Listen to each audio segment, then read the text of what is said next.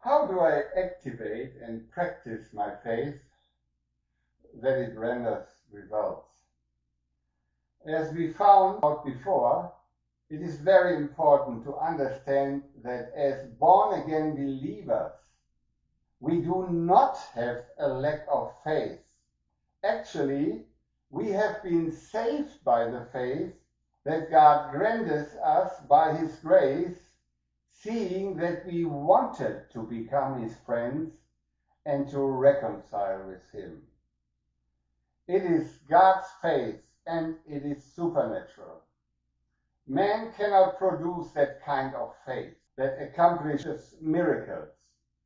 But this faith is kind of slumbering on the inside of your born-again spirit and has to be activated. Also, in the last sermon, I will show you another prayer tool with which you can effectively activate your faith of Christ on the inside of you. Christ is living in you. That's what Paul says to the Galatians. Christ is living in you. And so his faith is inside of you. So there are some requirements of how the faith works. For example, faith must be goal-oriented. The first thing I would suggest to activate your faith of Christ, not your own faith, the faith of Christ on the inside of you. The first thing I would do is to determine a clear-cut goal that you need to accomplish with your faith of Christ. For example, the healing of a sickness that Satan wants to attack your body with, or your soul. Become aware which goal you want to pursue. Do not let your focus be distracted into or dispersed into many things. Know what is your most important need and bring this in prayer to God. I would like to call that special kind of prayer, which I will explain at the last of these sermons. I would call that the battle prayer. And I will talk about that in detail in the last sermon of this series. I said it before. If you cannot be here, then you can go to my website and study that kind of prayer there later. In order to study this, I, for myself, translated the teaching from Dr. Cho for about 4 weeks, every day for 1 hour. By translation, you really study topics thoroughly and then you own it. Because, you know, sometimes you turn around a word 7 times and think about what fits in this situation. And by that, it is a very deep meditation if you translate something. So, and by this, I learned it by heart.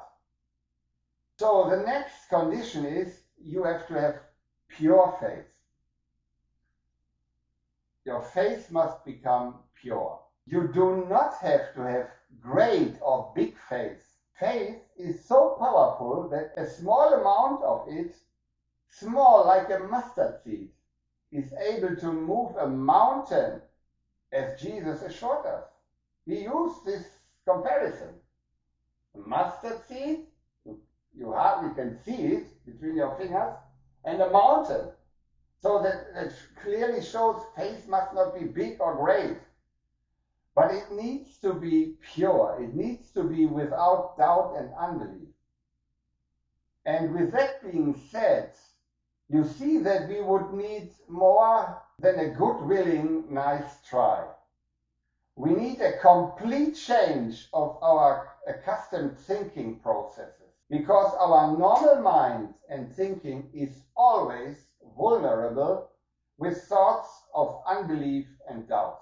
That's just human. It's just normal. One solution for this would be speaking in tongues. By speaking in tongues for a longer period of time, for example 1 hour, I try to do that almost every morning.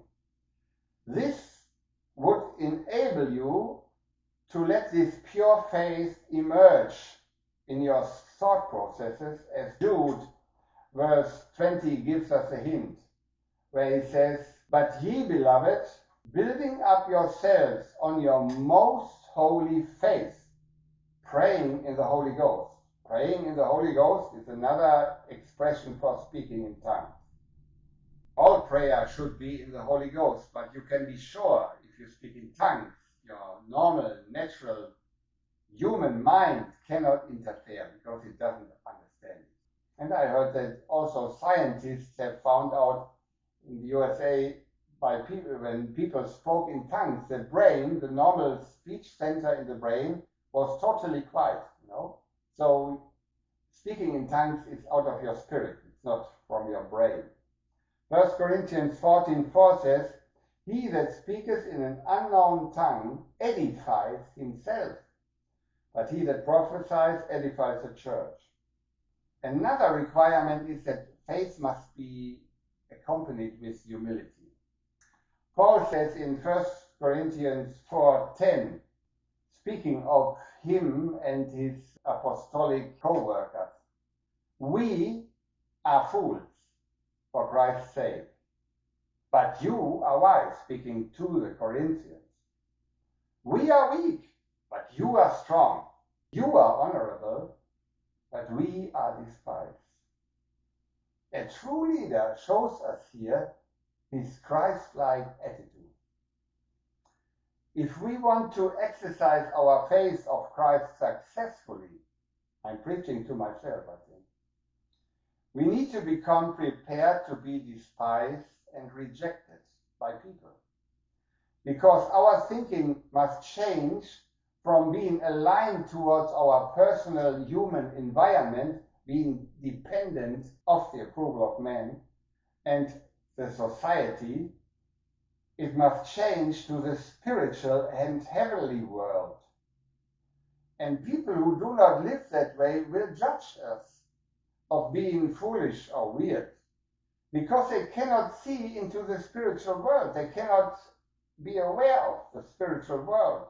For them, it is all stupid.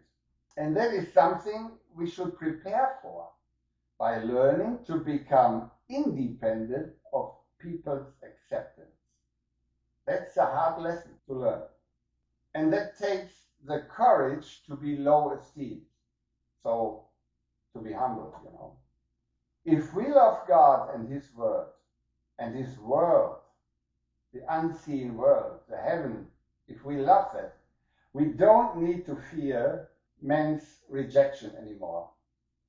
Because He is on our side. Who can harm us then, The greatest and mightiest and most majestic person of this universe is on our side. Who is there who can accuse you, So how do you exercise your faith? This whole series is just the beginning. It is one step in the right direction. It is not complete, because I'm not complete on my way to that goal, to exercise my faith. I just make some steps, and I have some successes with that. But I'm on the way, so don't accept this message to be a complete message about it. It's the starting point. But without that starting point, you will have a hard time to go there anyway. So exercise your faith. The most important instrument to exercise your God-given faith of Christ, it is in you. You have that faith.